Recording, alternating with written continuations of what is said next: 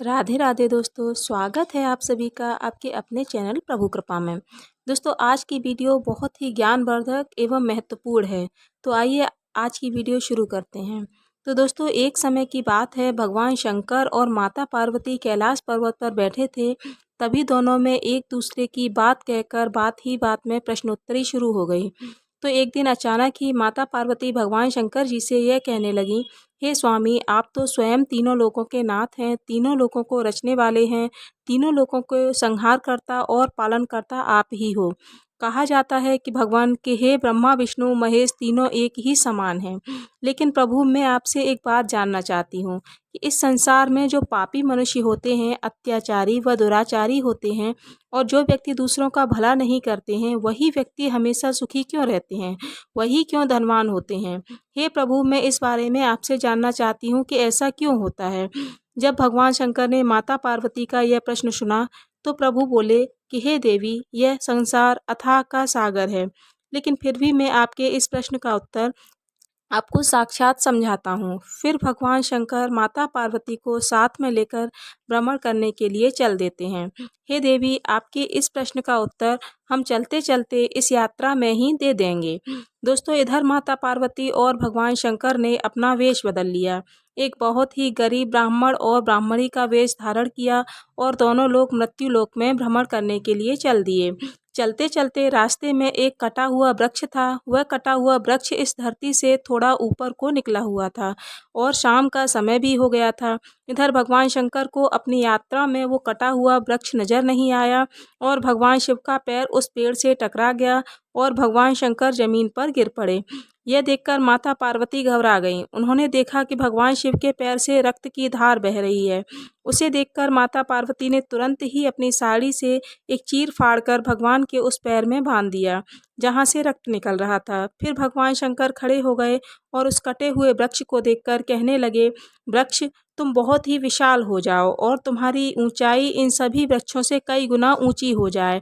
दोस्तों, माता पार्वती असमंजस में पड़ गईं और भगवान शिव से कहने लगी, आपकी भी लीला ना कोई समझ नहीं पाता है, आप भी बड़े विचित्र हैं। जिस वृक्ष से आपको चोट लगी, आपको पीड़ा हुई, और आप उसी वृक्ष के लिए कामना कर रहे हो कि सभी वृक्षों से ऊंचे हो जाओ।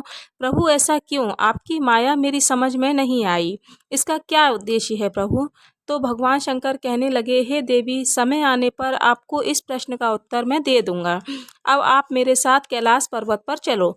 तब माता पार्वती और भगवान शिव कैलाश पर्वत पर लौटकर आ गए तो अपनी धर्म चर्चाओं में लीन हो गए। लेकिन माता पार्वती के मन में बार बार वही प्रश्न आ रहा था, क्योंकि भगवान शिव ने कटे हुए वृक्ष के बारे में कोई जवाब नहीं दिया था।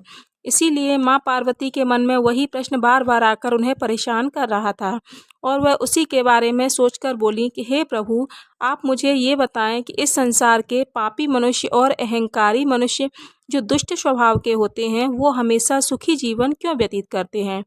तो भगवान शंकर फिर माता पार्वती से बोले कि हे देवी, इस प्रश्न का उत्तर आपको समय आने पर मिलेगा, आप उस समय का इंतजार कीजिए। तो दोस्तों, उसी समय क्या होता है कि जो कटा हुआ वृक्ष था, जिसे भगवान शिव ने सभी वृक्षों से बड़ा होने का आशीर्वाद दे दिया था, वह कुछ समय बाद वो बहुत ही बड़ा हो गया था और सभी वृक्षों से ऊंचा निकल गया था, क्योंकि भगवान शंकर ने उसे मन ही मन वरदान दे दिया था कि वह सबसे बड़ा और सबसे विशाल हो जाए। तो वह सबसे अधिक बड़ा और विशाल हो गया और उसकी छाया इतनी बड़ी हो गई कि पूरे क्षेत्र में फैल गई। दोस्तों, मैं आपसे एक बात कहना चाहूँगी कि जो मनुष्य जैसा होता है, वह अपने स्वभाव को नहीं छोड़ता है, अपनी आदत नहीं छोड़ता है। दुष्ट व्यक्ति अपनी दुष्टता को नहीं छोड़ता है, उसी प्रकार नीच व्यक्ति अपनी नीचता को नहीं छोड़ता है। दोस्तों, एक विद्वान ने ठीक ही कहा है, गन्ना मीठो ना तजय, खटरस मीठो न आम, भलो भलाई ना तजय, न अवगुण तजय गुलाम। अर्थात जो गन्ना होता है उसमें मीठे का गुण होता है, जो वह अपना मीठापन नहीं छोड़ता है। इसी प्रकार आम का गुण खटाई होता है, तो वह अपना खट्टापन नहीं छोड़ता है। उसी प्रकार भला मनुष्य जो कि अच्छा होता है, वह अपनी अच्छाई कभी नहीं छोड़ता है और नीच व्यक्ति अपनी दुष्टता और दुराचार कभी नहीं छोड़ता है। दोस्तों, इधर वो वृक्ष जो कि बहुत ही विशाल हो गया था, उस पर जो भी पक्षी उसकी छाया के लिए बैठते थे, वह उनको अपनी डालियों से दबाकर उनको उड़ाने की कोशिश करता था और अपने पत्तों का पतझड़ कर देता था। तो दोस्तों भगवान शिव का जो दीनों के नाथ हैं, जो सब कुछ देख रहे थे, तो फिर सब बसंत ऋतु का आगमन हुआ और सभी पेड़ों में नए नए पत्ते आने लगे। तो उस पेड़ पर भी नए नए पत्ते आने लगे और उसका अहंकार भी सातवें आसमान पर चढ़ने लगा। तो हो भी क्यों ना, क्योंकि उसके जैसा कोई सुंदर और विशाल वृक्ष भी तो नहीं था और उस पर तो भगवान शिव का वरदान भी था, तो उसे तो और भी अहंकार हो गया था। तो दोस्तों एक दिन की बात है कि एक आंधी बड़ी ही तीव्र गति से आती है, उस जंगल के सारे वृक्ष गिरने लगे। तभी वह बड़ा और विशाल वृक्ष भी आंधी की चपेट में आ गया और अपना बड़ा और विशाल आकार के कारण वह अपनी रक्षा न कर सका और आंधी के कारण बहुत सारी मिट्टी उस वृक्ष की जड़ में आ गई और वह वृक्ष गिर गया और आंधी समाप्त हो गई। इधर दोस्तों एक दिन माता पार्वती और भगवान शिव एक बार फिर मृत्युलोक के भ्रमण करने के लिए निकल पड़े और माता पार्वती को तो अपने प्रश्न का उत्तर जानना था। तो वो बोली, हे प्रभु, आप मेरे इस प्रश्न का उत्तर कब दोगे? भगवान शिव बोले कि देवी चलो, आज हम इस प्रश्न का उत्तर भी आपको मार्ग में चलते चलते ही दे देंगे। ऐसा कहकर भगवान शिव और माता पार्वती उसी मार्ग में आ जाते हैं जिस मार्ग में वह वृक्ष गिरा पड़ा था। उस वृक्ष को देखकर माँ पार्वती बोली, प्रभु आपकी लीला बड़ी ही विचित्र है। देखिए ये कितना बड़ा और विशाल वृक्ष है और ये कितना सुंदर है कि इस वन में इतना सुंदर और कोई भी वृक्ष नहीं है। जब ये खड़ा होगा तो इसकी छाया इतनी विशाल होगी कि सभी जीव जंतु इसकी छाया से सुख प्राप्त करते होंगे। हे प्रभु, आपने इस विशाल वृक्ष को इतनी कम आयु क्यों प्रदान की? भगवान शंकर माता पार्वती जी से कहने लगे कि हे देवी, आप बहुत ही भोली हो। यह वही कटा हुआ वृक्ष है जो अब से कुछ वर्षों पहले हम इसी रास्ते से भ्रमण करने जा रहे थे, तो इससे मुझे चोट लगी थी और मेरे पैर से बहुत रक्त बह गया था। तो देवी, मैंने इसे क्या वरदान दिया था ये तो आपको याद ही होगा। मैंने कहा था कि हे वृक्ष, आप विशाल हो जाओ। हे देवी, अगर उस वक्त मैंने इस वृक्ष को उखाड़ा होता तो उस वक्त न जाने मुझे कितनी मेहनत करनी पड़ती, तभी उसे मैंने उस वक्त समाप्त नहीं किया। हे देवी, यह वृक्ष बहुत ही अहंकारी था, इसीलिए मैंने उस समय इसे नष्ट न करके इसे बड़ा होने का वरदान दे दिया। ये वही वृक्ष है जो कटा हुआ था और इस जंगल के सारे वृक्षों से विशाल हो गया है। हे देवी, इतना बड़ा और विशाल होने पर भी इसने अपना अहंकार नहीं छोड़ा और ये पक्षियों को अपनी डालियों पर बैठने नहीं देता था और इसके नीचे आने वाले यात्रियों को भी यह अपनी छाया नहीं देता था और जो भी इससे छाया लेने आते तो वह अपने पत्तों का पतझड़ कर देता था और इसीलिए यह बहुत ही अहंकारी और पापी था। इसने अपने जीवन में कभी कोई भी अच्छाई नहीं की। तो हे देवी, इसीलिए इस वृक्ष का सर्वनाश करना मेरे लिए अति आवश्यक था और इस कटे हुए वृक्ष को मैं उखाड़ भी नहीं सकता था और ये बड़ा हो गया है तो इसका पतन स्वतः ही हो गया। मुझे इसमें कोई परिश्रम नहीं करना पड़ा।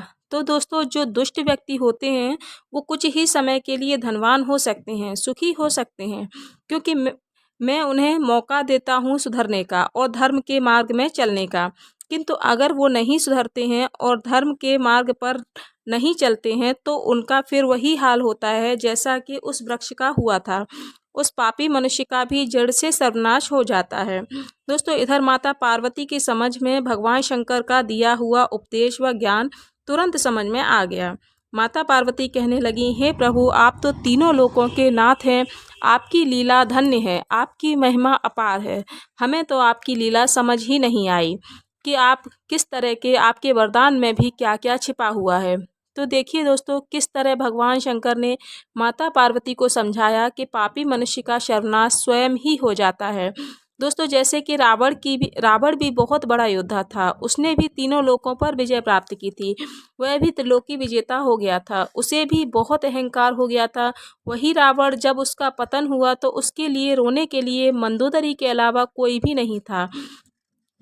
कहा है दोस्तों, 1,00,000 पूत 1,15,00,000 नाती, उस रावण के घर में दिया न बाती। रावण का भी वही बहुत ही बड़ा विशाल वैभवशाली साम्राज्य था, लेकिन उसका भी सर्वनाश हो गया। ऐसे ही दोस्तों जो लोग अपने आप में सर्वश्रेष्ठ समझते हैं उनका भी अहंकार अवश्य ही नष्ट हो जाता है। तो भगवान शंकर माता पार्वती को समझाते हुए कहते हैं कि हे देवी, दुराचारी और अहंकारी व्यक्ति कुछ समय के लिए तो सुखी रह सकते हैं, लेकिन हमेशा के लिए नहीं। उनका सर्वनाश तो निश्चित ही है। जिस प्रकार उस वृक्ष का नाश तय था, जब वह फिर कभी भी बढ़ नहीं सकता था, उसका पूरी तरह से सर्वनाश हो गया था।